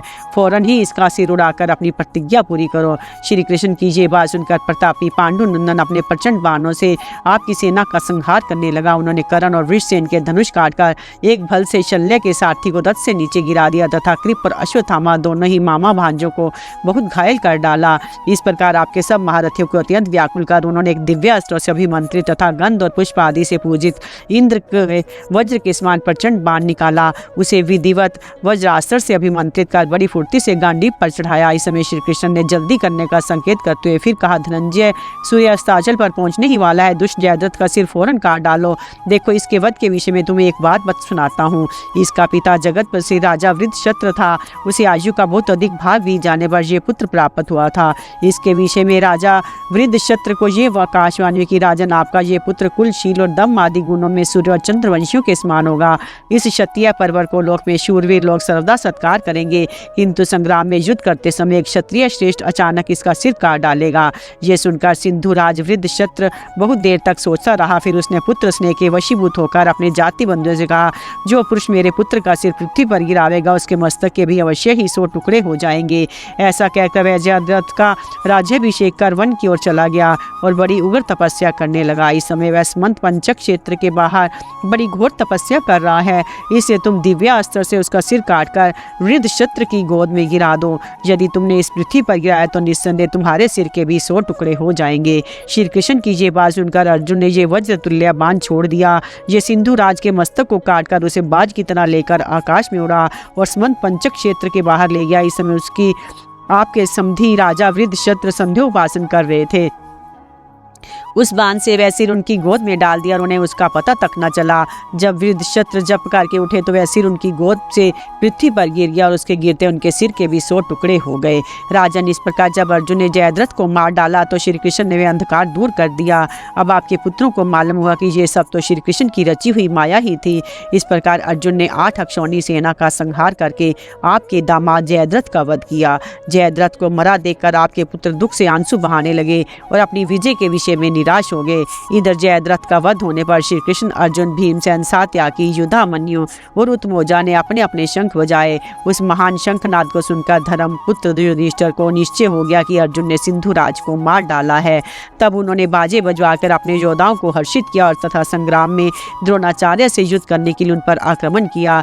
जब सूर्यास्त के बाद सोमको के साथ आचार्य का बड़ा रोमांचकारी युद्ध होने लगा। वे सब द्रोण के प्राणों के ग्राहक होकर उनके साथ लड़ने लगे। इधर वीरवर अर्जुन भी अपनी प्रतिज्ञा पूरी करके सब ओर से आपके योद्धाओं का संहार करने लगे। कृपाचार्य की मूर्छा और सात्याकी तथा कर्ण का युद्ध। धृतराष्ट्र ने पूछा, संजय, जब अर्जुन ने जयद्रथ को मार डाला उस समय मेरे पक्ष वाले योद्धाओं ने क्या किया? संजय ने कहा, भारत सिंधु राज की युद्ध में अर्जुन के हाथ से मारा गया देख कृपाचार्य ने क्रोध में भरकर उन पर बड़ी भारी बाण वर्षा आरंभ की। दूसरी ओर से अश्वत्थामा ने भी आक्रमण किया। फिर दोनों दो ओर से अर्जुन पर तीखे बाणों की वर्षा करने लगे। इससे अर्जुन को बड़ी व्यथा हुई। कृपाचार्य गुरु थे, अश्वत्थामा गुरु पुत्र, अतः अर्जुन उन दोनों के ही प्राण नहीं लेना चाहता था। इसलिए वे धीरे धीरे उन पर बाण छोड़ रहे थे, तो भी उनके छोड़े हुए बाण उन्हें विशेष चोट पहुंचाते थे। अधिक बाण लगने के कारण उन दोनों को बड़ी वेदना हुई। कृपाचार्य तो रथ के पिछले भाग में बैठ गए, उन्हें मूर्छा आ गई। ये देख सारथी उन्हें रणभूमि से बाहर ले गया। उनके हटते ही अश्वत्थामा भी वहां से भाग गया। कृपाचार्य को अपने बाणों की पीड़ा से मूर्छित देख अर्जुन को बड़ी दया आई। उनकी आंखों से आंसू की धारा बहने लगी। वे बहुत दीन होकर रथ पर बैठे बैठे इस प्रकार विलाप करने लगे कि सभी दुर्योधन के जन्म लेते ही महाबुद्धिमान विदुर जी ने राजा धृतराष्ट्र से कहा था कि ये बालक अपने वंश का नाश करने वाला है, इसे मृत्यु के हवाले कर दिया जाए तभी कुशल है। इसी से कुरुवंश के प्रमुख महारथियों को महान भय हो प्राप्त होगा। उन सत्यवादी महात्मा की कही हुई बात आज प्रत्यक्ष दिखाई दे रही है। दुर्योधन के कारण आज मैं अपने गुरु को बाणशैया पर सोते देख रहा हूँ। शत्रुओं के ऐसे आचार और बल पुरुष को धिक्कार है। मेरे जैसा कौन मनुष्य ब्राह्मण आचार्य से द्रोह करेगा? हाय शरद्वान ऋषि के पुत्र मेरे आचार्य और द्रोण के परम सखा थे। ये कृप आज मेरे ही बाणों से पीड़ित होकर रथ की बैठक में पड़े हैं। इच्छा न रहते हुए मैंने इन्हें बाणों से बहुत घायल कर दिया। अब इन्हें दुख पाते देख मेरे प्राणों को बड़ा कष्ट हो रहा है। पहले की बात है, एक दिन अस्त्र विद्या की शिक्षा देते हुए आचार्य कृप ने मुझे कहा था, कुरुनंदन, शिष्य को गुरु पर किसी तरह प्रहार नहीं करना चाहिए। उन साधु महात्मा आचार्य के इस आदेश को मैंने आयुध में पालन नहीं किया। गोविंद, मुझे धिक्कार है कि इन पर भी बारंबार हाथ उठाता हूँ। अर्जुन इस प्रकार विलाप कर ही रहे थे कि राधा नंदन करण सिंधु राज को मारा गया देख उन पर चढ़ आया। ये देख पंचाल राज के दोनों पुत्र और सात्याकी ने सहसा करण पर धावा किया। महारथी अर्जुन ने जब करण को आते देखा तो हंसकर भगवान देवकी नंदन से कहा, जरनादन, ये देखिए करण सात्याकी के रथ की ओर बढ़ रहा है। युद्ध में सात्याकी ने जो बुरी श्रवा को मार डाला है, ये उससे नहीं सहा जाता। अतः जहाँ करण जा रहा है वही आपका भी घोड़ों को हाँक कर ले चलिए। अर्जुन के ऐसा कहने पर भगवान श्री कृष्ण ने ये समयोचित बात कही, पांडु नंदन, करण के लिए सात्याकी अकेला ही काफी है। फिर जब पंचाल राज के 2 पुत्र भी उसके साथ हैं, तब तो कहना ही क्या है। इस समय करण के साथ तुम्हारा युद्ध होना ठीक नहीं है, क्योंकि उसके पास इंद्र की दी हुई शक्ति मौजूद है। तुम्हें मारने के लिए वह बड़े यत्न से उसे रखता है और बारंबार उसकी पूजा करता है। अतः करण को जैसे तैसे सात्याकी के पास जाने दो। मैं उस दुरात्मा के अंतकाल को जानता हूँ, समय आने पर बताऊंगा। फिर तुम अपने बाणों से उसे भूतल पर मार गिराओगे। धृतराष्ट्र ने पूछा, संजय, भूरिश्रव और जयद्रथ के मारे जाने पर जब करण के साथ सात्याकी का युद्ध हुआ, उस समय सात्याकी के पास तो कोई रथ था ही नहीं, फिर वह किसके रथ पर सवार हुआ? संजय ने कहा, महाराज, भगवान श्री कृष्ण भूत और भविष्य को भी जानते हैं। उनके मन में ये बात पहले से ही आ गई थी, भूरिश्रवा सात्याकी को हरा देगा। अतः उन्होंने अपने सारथी दारुक को आज्ञा दे दी थी कि तुम सवेरे ही मेरा रथ जोत कर तैयार रखना। राजन, देवता, गंधर्व, यक्ष, सर्प, राक्षस अथवा मनुष्य कोई भी श्री कृष्ण और अर्जुन को नहीं जीत सकते। ब्रह्मा आदि देवता और सिद्ध पुरुष इन दोनों के अनुपम प्रभाव को जानते हैं। अब युद्ध का समाचार सुनिए। सात्याकी को रथहीन और करण की उस पर धावा करते देख भगवान श्री कृष्ण ने अपने महान शंख पांजन्य को ऋषभ स्वर से बजाया। शंखनाद सुनते ही दारुक भगवान का संदेश समझ गया और रथ उनके पास ले आया। फिर सात्याकी भगवान की आज्ञा से उस पर जा बैठा। वह रथ विमान के समान दैदीप्यमान था। सात्याकी उस पर सवार हो बाणों की झड़ी लगाता हुआ करण की ओर दौड़ा। उस समय अर्जुन के चक्र रक्षक युद्धामन्यु और उत्मोजा भी करण पर टूट पड़े। करण ने भी बाण वर्षा करते क्रोध में भरकर सात्याकी के ऊपर धावा किया। इन दोनों में जैसा युद्ध हुआ था वैसा इस पृथ्वी पर या देवलोक में देवता, गंधर्व, असुर, नाग और राक्षसों का भी युद्ध नहीं सुना गया। महाराज, उन दोनों के अद्भुत पराक्रम को देख सभी योद्धा युद्ध बंद कर उन्हीं दोनों के अलौकिक संग्राम की मुग्ध होकर देखने लगे। दारुक का सारथी कर्म भी अद्भुत था। वह कभी रथ को आगे बढ़ाता, कभी पीछे हटाता, कभी मंडलाकार में चारों ओर घुमाने लगता, कभी बहुत आगे बढ़कर सहसा लौट आता था। उसके रथ संचालन की कला देखकर आकाश में खड़े हुए देवता, गंधर्व और दानव भी विस्मय विमुग्ध हो रहे थे। सभी बड़ी सावधानी से करण और सात्याकी का युद्ध देख रहे थे। वे दोनों वीर एक दूसरे पर बाणों की झड़ी लगा रहे थे। सात्याकी ने अपने साइकों की चोट से करण को खूब घायल किया। करण भी भूरिश्रवा और जलसंध की मृत्यु से खींचा हुआ था। वह सात्याकी को अपनी दृष्टि से दगद सा करता हुआ बारंबार बड़े वेग से धावा करता था, किंतु सात्याकी उसे कुपित देख अपनी बाण वर्षा के द्वारा बराबर बीनता ही रहा। रण में उन दोनों के पराक्रम की कहीं तुलना नहीं थी। दोनों के अंग प्रत्यंग छेद रहे थे। थोड़ी ही देर में सात्याकी ने करण के संपूर्ण शरीर में घाव कर दिया और एक भल मारकर उसके सारथी को भी रथ की बैठक से नीचे गिरा दिया। इतना ही नहीं, अपने तीखों तीरों से उसने करण के चारों श्वेत घोड़े भी मार डाले। फिर ध्वजा काटकर उसके रथ के भी सैकड़ों टुकड़े कर दिए। इस प्रकार सात्याकी ने भी आपके पुत्र के देखते देखते करण को रथहीन कर दिया। तब करण पुत्र वृषसेन, मद्रराज शल्य और द्रोण नंदन अश्वत्थामा ने आकर सात्याकी को सब ओर से घेर लिया। उधर करण के रथहीन हो जाने से संपूर्ण सेना में हाहाकार मच गया। करण शोकोच्छ्वास खींचता हुआ तुरंत ही दुर्योधन के रथ पर जा बैठा। सात्याकी करण तथा आपके पुत्रों की मारने में समर्थ था, तो भी उसने अर्जुन और भीमसेन की प्रतिज्ञा रखने के लिए उनके प्राण नहीं लिए, केवल उन्हें घायल और व्याकुल करके ही छोड़ दिया। जिस समय पिछली बार जुआ खेला गया था, उसी समय भीमसेन ने आपके पुत्रों को और अर्जुन ने करण को मार डालने की प्रतिज्ञा की थी। करण आदि प्रधान वीरों ने सात्याकी को मार डालने का पूरा प्रयत्न किया, किंतु वे सफल न हो सके। अश्वत्थामा, कृतवर्मा तथा अन्य सैकड़ों क्षत्रिय महारथियों को सात्याकी ने एक ही धनुष से परास्त कर दिया। वह श्री कृष्ण और अर्जुन के समान पराक्रमी था। उसने आपकी संपूर्ण सेना को हंसते हंसते जीत लिया। तत्पश्चात दारुक का छोटा भाई एक सुंदर रथ सजाकर सात्याकी के पास ले आया। उसी पर सवार हो सात्याकी ने पुनः आपकी सेना पर धावा किया। फिर दारुक इच्छा अनुसार श्री कृष्ण के पास चला गया। इधर कौरव भी करण के लिए एक सुंदर रथ ले आए, जिसमें बड़े वेगवान उत्तम घोड़े जुते हुए थे। उस रथ पर यंत्र रखा था, पताका फहराती थी, नाना प्रकार के शस्त्र रखते हुए थे। उसका सारथी सुयोग्य था। उस रथ पर बैठकर कर्ण ने भी शत्रु पर आक्रमण किया। राजन, उस युद्ध में भीमसेन ने आपके 31 पुत्रों को मार डाला। इस प्रकार आपकी अनीति के कारण ही ये भयंकर संहार हुआ। अर्जुन का कर्ण को फटकारना, युधिष्ठिर का अर्जुन आदि से मिलना और भगवान का स्तवन करना। संजय कहते हैं, महाराज, एक तो भीमसेन का रथ टूट गया था, दूसरे कर्ण ने उन्हें अपने बागबानों से खूब पीड़ित किया। इससे वे क्रोध के वशीभूत होकर अर्जुन से बोले, धनंजय, सुनते हो ना, तुम्हारे सामने ही कर्ण मुझसे कहता कि अरे नपुंसक, मूढ़, पेटू, गवार, बालक और कायर, तू लड़ना छोड़ दे। मेरे विषय में ऐसी बात मुँह से निकालने वाला मनुष्य मेरा वध्य है, इसलिए तुम इसका वध करने के लिए मेरी बात याद रखो। ऐसा उद्योग करो जिससे मेरा वचन मिथ्या ना हो।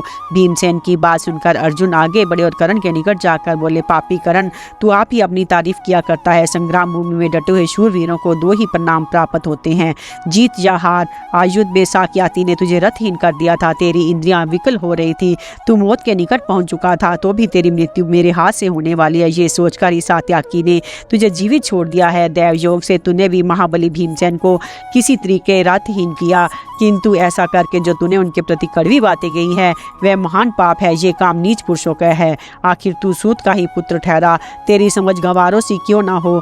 महापराक्रमी भीमसेन के प्रति तूने जो अप्रिय बातें सुनाई है वे सहन करने योग्य नहीं है। सारी सेना देख रही थी हमारी, और श्री कृष्ण की भी उधर ही दृष्टि थी, जबकि आर्य भीम ने तुझे अनेकों बार रथहीन किया था, परंतु उन्होंने तेरे लिए एक बार भी कड़ी जबान नहीं निकाली। इतने पर भी जो तूने उन्हें बहुत से कटु वचन सुनाए हैं तथा मेरी अनुपस्थिति में तुम सबने मिलकर जो सुभद्रानंदन अभिमन्यु का वध किया है, उस अन्याय का अब तुझे शीघ्र ही फल मिलेगा। अब मैं तुझे तेरे सेवक, पुत्र और बंधुओं सहित मार डालूंगा। युद्ध में तेरे देखते देखते तेरे पुत्र वृषसेन का वध करूंगा। उस समय मोहवश यदि दूसरे राजा भी मेरे पास आ जाएंगे तो भी उनका संहार कर डालूंगा। ये बात मैं अपने शस्त्रों की शपथ खाकर कहता हूँ। इस प्रकार जब अर्जुन ने कर्ण के पुत्र का वध करने की प्रतिज्ञा की, उस समय रथियों ने महान तुमुल नाद किया। वे अत्यंत भयंकर संग्राम अभी चल ही रहा था कि इतने में सूर्य अस्ताचल पर पहुंच गए। अर्जुन की प्रतिज्ञा पूरी हो चुकी थी, अतः भगवान श्री कृष्ण ने उन्हें छाती से लगाकर कहा, विजय, बड़े सौभाग्य की बात है, तुमने अपनी बहुत बड़ी प्रतिज्ञा पूर्ण कर ली। ये भी बहुत अच्छा हुआ कि पापी वृद्ध शत्रु अपने पुत्र के साथ मारा गया। भारत कौरव सेना के मुकाबले में आकर देवताओं का दल भी परास्त हो सकता है, इसमें तनिक भी संदेह नहीं है। अर्जुन, मैं तो तीनों लोकों में तुम्हारे सिवा किसी दूसरे पुरुष को ऐसा नहीं देखता जो इस सेना के साथ लोहा ले सके। तुम्हारा बल और पराक्रम रुद्र, इंद्र और यमराज के समान है। आज अकेले तुमने जैसा पुरुषार्थ किया है ऐसा कोई भी नहीं कर सकता। इस प्रकार जब तुम बंधु बांधुओं सहित कर्ण को मार डालोगे तो पुनः तुम्हें बधाई दूंगा। अर्जुन ने कहा, माधव, ये तो तुम्हारी ही कृपा है जिसने मैंने प्रतिज्ञा पूरी की। तुम जिनके स्वामी हो, रक्षक, उनकी विजय होने में आश्चर्य ही क्या है। अर्जुन के ऐसा कहने पर भगवान धीरे धीरे घोड़ों को हाँकते हुए चले और युद्ध का वह दारुण दृश्य अर्जुन को दिखाने लगे। वे बोले, अर्जुन, जो लोग युद्ध में विजय और महान सुयश पाने की इच्छा कर रहे थे वे ही शूरवीर नरेश आज तुम्हारे बाणों से मरकर पृथ्वी पर सो रहे हैं। इनके शरीर का मर्म स्थान छिन्न भिन्न हो गया है। ये बड़ी विकलता के साथ मृत्यु को प्राप्त हुए हैं। यद्यपि इनकी देह में प्राण नहीं है तो भी बदन पर दमकती हुई दीप्ति के कारण ये जीवित से दिखाई दे रहे हैं। साथ ही इनके नाना प्रकार के अस्त्र शस्त्र तथा वाहन यहाँ पड़े हुए हैं जिनसे ये रणभूमि भर गई है। इस प्रकार संग्राम भूमि का दर्शन कराते हुए भगवान कृष्ण ने स्वजनों के साथ अपना पांचजन्य शंख बजाया। फिर अजात शत्रु राजा युधिष्ठिर के पास जा उन्हें प्रणाम करके कहा, महाराज, सौभाग्य की बात है कि आपका शत्रु मारा गया, इसके लिए आपको बधाई है। आपके छोटे भाई ने आपकी प्रतिज्ञा पूरी की, ये बड़े हर्ष का विषय है। ये सुनकर राजा युधिष्ठिर रथ से कूद पड़े, श्री कृष्ण तथा अर्जुन को गले लगाकर मिले। उस समय आनंद के उमड़ते आंसुओं से भीग रहे थे। बोले, कमल नयन श्री कृष्ण, आपके मुख से ये प्रिय समाचार सुनकर मेरे आनंद की सीमा नहीं है। वास्तव में अर्जुन ने ये अद्भुत काम किया है। सौभाग्य की बात है कि आज मैं आप दोनों महारथियों को प्रतिज्ञा के भार से मुक्त देख रहा हूँ। ये बहुत अच्छा हुआ कि पापी जयद्रथ मारा गया। कृष्ण, आपके द्वारा सुरक्षित होकर पार्थ ने जो जयद्रथ का वध किया है इससे मुझे बड़ी प्रसन्नता हुई है। आप तो सदा सब प्रकार से हमारे प्रिय और हित के साधन में ही लगे रहते हैं। जनार्दन, जो काम देवताओं से भी नहीं हो सकता था उसे अर्जुन ने आपके ही बुद्धि बल और पराक्रम से संपन्न किया है। ये चराचर जगत आपकी ही कृपा से अपने अपने वर्णाश्रमोचित मार्ग में स्थित हो जप होम आदि कर्मों में प्रवृत्त होता है। पहले ये सारे अदृश्य प्रपंच एकारणव में निमग्न अंधकार में था। आपके अनुग्रह से ये पुनः जगत के रूप में प्रकट हुआ है। आप संपूर्ण लोकों की सृष्टि करने वाले अविनाशी परमेश्वर हैं। आप ही इंद्रियों के अधिष्ठाता हैं। जो आपका दर्शन पा जाते हैं उन्हें कभी मोह नहीं होता। आप पुराण पुरुष हैं, परम देव हैं, देवताओं को भी देवता गुरु एवं सनातन हैं। जो लोग आपकी शरण में जाते हैं वे कभी मुख में नहीं पड़ते हैं। ऋषिकेश, आप आदि अंत से रहित विश्व विधाता और अविकारी देवता हैं। जो आपके भक्त हैं वे बड़े बड़े संकटों से पार हो जाते हैं। आप परम पुरातन पुरुष हैं, पर से भी पर हैं और परमेश्वर की शरण लेने वाले भक्त को मुक्ति प्राप्त होती है। चारों वेद जिनका यश गान करते हैं, जो सभी वेदों में गाए जाते हैं, उन महात्मा श्री कृष्ण की शरण लेकर मैं अनुपम कल्याण प्राप्त करूंगा। पुरुषोत्तम, आप परमेश्वर हैं, ईश्वरों के भी ईश्वर हैं, पशु पक्षी तथा मनुष्यों के भी ईश्वर हैं। अधिक क्या कहें, जो सबके ईश्वर हैं उनके भी आप ईश्वर हैं। मैं आपको नमस्कार करता हूँ। माधव, आप ही सबकी उत्पत्ति और प्रलय के कारण हैं, सबके आत्मा हैं। आपका अभ्युदय हो। आप धनंजय के मित्र हेतु और रक्षक हैं। आपकी शरण में जाने से मनुष्य को सुखपूर्वक उन्नति होती है।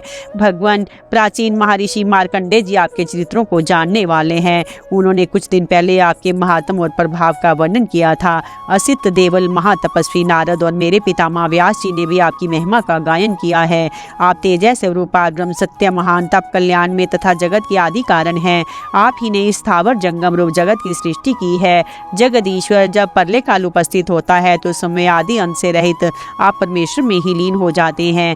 वेदों के विद्वान आपको धाता, अजन्मा, अव्यक्त, भूत आत्मा, महात्मा, अनंत तथा विश्वोत्मुख आदि नाम से पुकारते हैं। आपका रहस्य गूढ़ है। आप सबके आदिकरण इस जगत के स्वामी हैं। आप ही परम देव नारायण परमात्मा और ईश्वर हैं।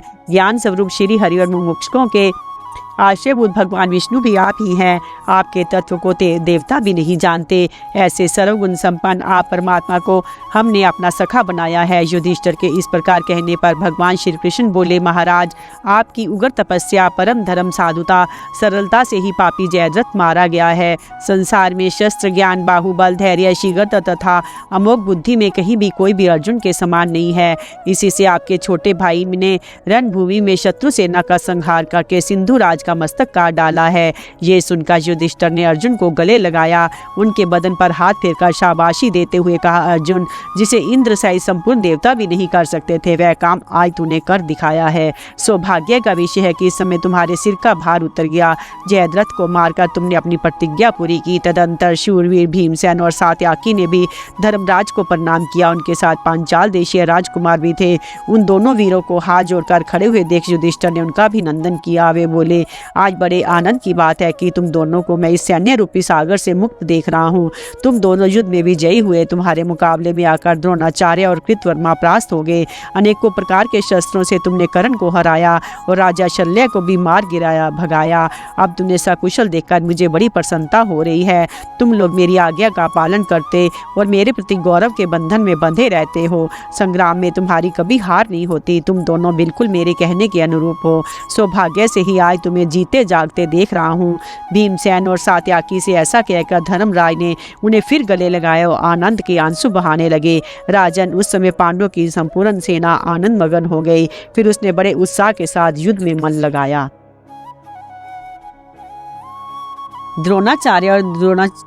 दुर्योधन और द्रोणाचार्य की अमरपूर्ण बातचीत तथा कर्ण दुर्योधन संवाद। संजय कहते हैं, राजन, जयद्रथ के मारे जाने पर आपका पुत्र दुर्योधन आंसू बहाने लगा। उसकी दशा बड़ी दयनीय हो गई। अब शत्रु पर विजय पाने पर उसका सारा उत्साह जाता रहा। अर्जुन, भीमसेन और सात्याकी ने कौरव सेना का बड़ा भारी संहार कर डाला है। ये देखकर उसका चेहरा उदास हो गया, आंखें भर आई। वह सोचने लगा, इस पृथ्वी पर अर्जुन के समान कोई योद्धा नहीं। जब अर्जुन का क्रोध चढ़ जाता है तो उस समय उसके सामने द्रोणाचार्य, कर्ण, अश्वत्थामा और कृपाचार्य भी नहीं ठहर पाते। आज के युद्ध में उन्होंने हमारे सभी महारथियों को हराकर सिंधु राज का वध किया, किंतु कोई भी उन्हें रोक न सका। हाय, हमारी इतनी बड़ी सेना को पांडवों ने हर तरह से नष्ट कर डाला। जिसके भरोसे हमने युद्ध के लिए अस्त्र शस्त्रों की तैयारी की, जिसके पराक्रम का आश्रय ले संधि का प्रस्ताव करने वाले श्री कृष्ण को तिनके के समान समझा, उस कर्ण को भी अर्जुन ने युद्ध में परास्त कर दिया। महाराज, सारे जगत का अपराध करने वाला आपका पुत्र दुर्योधन जब इस प्रकार सोचते सोचते मन ही मन बहुत व्याकुल हो गया तो आचार्य द्रोण का दर्शन करने के लिए उनके पास गया। उनसे कौरव सेना के महान संहार का सारा समाचार सुनाया। उसने ये भी बताया कि शत्रु विजयी हो रहे हैं और कौरव आपत्ति के समुद्र में डूब रहे हैं। फिर कहने लगा, आचार्य, अर्जुन ने हमारी 7 अक्षौणी सेना का नाश करके आपके शिष्य जयद्रथ का भी वध कर डाला। ओह, जिन्हें हमें विजय दिलाने की इच्छा से अपने प्राण त्याग कर यमलोक की राह ली, उन उपकारी सुहृदयों को ऋण हम कैसे चुका सकेंगे। जो भूपाल हमारे लिए इस भूमि को जीतना चाहते थे, वे स्वयं भूमंडल का ऐश्वर्य त्याग कर भूमि पर सो रहे हैं। इस प्रकार स्वार्थ के लिए मित्रों का संहार करके अब मैं 1000 बार अश्वमेध यज्ञ करूं तो भी अपने को पवित्र नहीं कर सकता। मैं आचार भ्रष्ट एवं पतित हूँ। अपने सगे संबंधियों से मैंने द्रोह किया है। अहो, राजाओं के समाज में मेरे लिए पृथ्वी फट क्यों नहीं गई, जिसमें मैं उसी में समा जाता। मेरे पितामह लोहू लुहान होकर बाणशैया पर पड़े हैं। वे युद्ध में मारे गए, पर मैं उनकी रक्षा न कर सका। कंबोज राज, अलम्बुश तथा अन्य सुहृदयों को मरा देखकर भी अब मैं जीवित रहने में मुझे क्या लाभ है।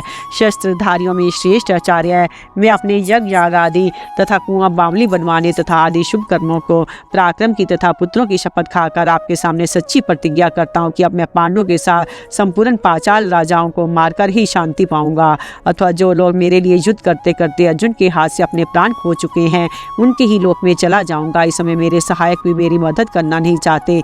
औरों की तो बात जाने दीजिए, स्वयं आप लोगों की अपेक्षा करते हैं। अर्जुन आपका प्यारा शिष्य है ना, इसलिए ऐसा हुआ। इस समय तो मैं केवल कर्ण को ही ऐसा देखता हूँ जो सच्चे दिल से मेरी विजय चाहता है, जो मूर्ख मित्र को ठीक ठीक पहचाने बिना ही उसे मित्र के काम पर लगा देता है, उसका वह काम चौपट हो जाता है।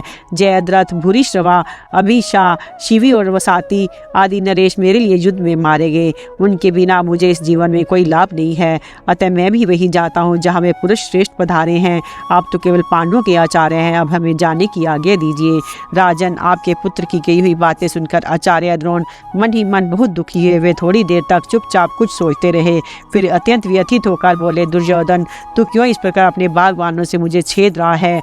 मैं तो सदा ही तुझसे कहते आया हूँ कि अर्जुन को युद्ध में जीतना असंभव है। जिन भीष्म पितामह को हम लोग त्रिभुवन का सर्वश्रेष्ठ वीरमा समझते थे, वे भी जब मारे गए तो औरों से क्या आशा रखें। तूने जब जुआ खेलना आरंभ किया था, उसमें विदुर जी ने कहा था कि बेटा दुर्योधन, इस कौरव से सभा में शकुनी जो ये पासे फेंक रहा है, उन्हें पासा ना समझो। ये एक दिन तीखे बाण बन जाएंगे। वे ही पासे अब अर्जुन के हाथ से बाण बनकर हमें मार रहे हैं। उस दिन विदुर की बात तेरी समझ में नहीं आई। विदुर जी धीर है, महात्मा पुरुष है, उन्होंने तेरे कल्याण के लिए अच्छी बातें कही थी, किंतु तूने विजय के उल्लास में अनसुनी कर दी। आज जो ये भयंकर संहार मचा हुआ है, वे उनके वचनों के अनादर का ही फल है। जो मूर्ख अपने हितैषी मित्रों के हितकर वचन की अवहेलना करके मन माना बर्ताव करता है, वह थोड़े ही समय में शोचनीय दशा को प्राप्त हो जाता है। यही नहीं, तूने एक और बड़ा भारी अन्याय किया कि हम लोगों के सामने द्रौपदी को सभा में बुलाकर अपमानित किया। वह उच्च कुल में उत्पन्न हुई है, सब प्रकार के धर्मों का पालन करती है, वह इस अपमान के योग्य नहीं थी। गंधारी नंदन, उस पाप का ही ये महान फल प्राप्त हुआ है। यदि यहाँ ये फल नहीं मिलता तो परलोक में तुझे इससे भी अधिक दंड भोगना पड़ता। पांडव मेरे पुत्र के समान है, वे सदा धर्म का आचरण करते रहते हैं। मेरे सिवा दूसरा कौन मनुष्य है जो ब्राह्मण कहलाकर भी उनसे द्रोह करे। दुर्योधन, तू तो नहीं मर गया था। कर्ण, कृपाचार्य, शल्य और अश्वत्थामा ये सब तो जीवित थे। फिर सिंधु राज की मृत्यु क्यों हुई? तुम सब ने मिलकर उसे क्यों नहीं बचा लिया?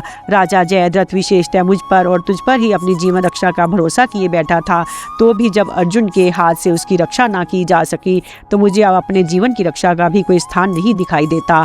जहाँ बड़े बड़े महारथियों के बीच सिंधु राज, जयद्रथ और भूरिश्रवा मारे गए, वहाँ तो किसके बचने की आशा करता है? जिन्हें इंद्र सहित संपूर्ण देवता भी नहीं मार सकते थे, उन भीष्म जी की जब से मृत्यु मृत्यु के मुख में पड़ा देखा है, तब से यही सोचता हूँ कि अब ये पृथ्वी तेरी नहीं रह सकती। ये देखो, पांडव और संजय की सेनाएं एक साथ मिलकर मुझ पर चढ़ी आ रही हैं। दुर्योधन, अब मैं पांचाल राजाओं को मारे बिना अपना कवच नहीं उतारूंगा। आज युद्ध में वही कर्म करूंगा जिससे तेरा हित हो। मेरे पुत्र अश्वत्थामा से जाकर कहना कि वह युद्ध में अपने जीवन की रक्षा करते हुए जैसा भी हो सोमकों का संहार करे, उन्हें जीवित ना छोड़े। दया, दम, सत्य, सरलता आदि सद्गुणों में स्थित रहे। धर्म प्रधान कर्मों का ही बारंबार अनुष्ठान करे। ब्राह्मणों को संतुष्ट रखे। अपनी शक्ति के अनुसार उनका सत्कार करे। अपमान कभी ना करे, क्योंकि वे अग्नि की लपट के समान तेजस्वी होते हैं। राजन, अब वे महासंग्राम के लिए शत्रु सेना में प्रवेश करता हूँ। तुझ में शक्ति हो तो सेना की रक्षा करना, क्योंकि क्रोध में भरे हुए कौरव तथा सृंजयों को आज रात्रि में भी युद्ध होगा। ऐसा कहकर आचार्य द्रोण पांडव तथा सृंजयों से युद्ध करने के लिए चल दिए। आचार्य की प्रेरणा पाकर दुर्योधन ने भी युद्ध करने का ही निश्चय किया। उसने कर्ण से कहा, देखो, श्री कृष्ण की सहायता से अर्जुन ने द्रोणाचार्य का भी भेद कर सब योद्धाओं को सामने ही सिंधु राज का वध किया है। मेरी अधिकांश सेना अर्जुन के हाथों नष्ट हो गई, अब थोड़ी सी ही बची है। यदि उस युद्ध में आचार्य द्रोण अर्जुन को रोकने की पूरी कोशिश करते तो वे लाख प्रयत्न करने पर भी उस दुर्भेद व्यू को नहीं तोड़ सकते, किंतु वे तो द्रोण के परम प्रिय हैं। तभी तो आचार्य ने जयद्रथ को अभेदान देकर भी अर्जुन को व्यू में घुसने का मार्ग दे दिया।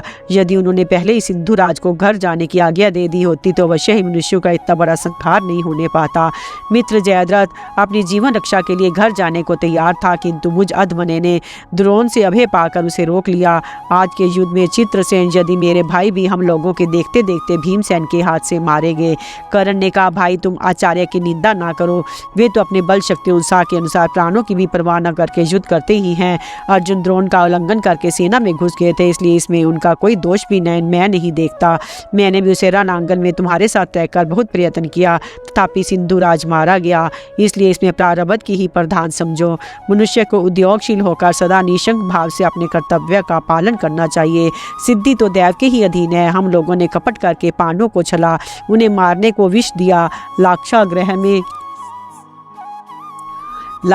में जलाया, जुए में हराया, राजनीति का सहारा लेकर उन्हें मन में भी भेजा। इस प्रकार प्रयत्न करके हमने उनके प्रतिकूल जो कुछ किया उसे प्रारब्ध ने व्यर्थ कर दिया।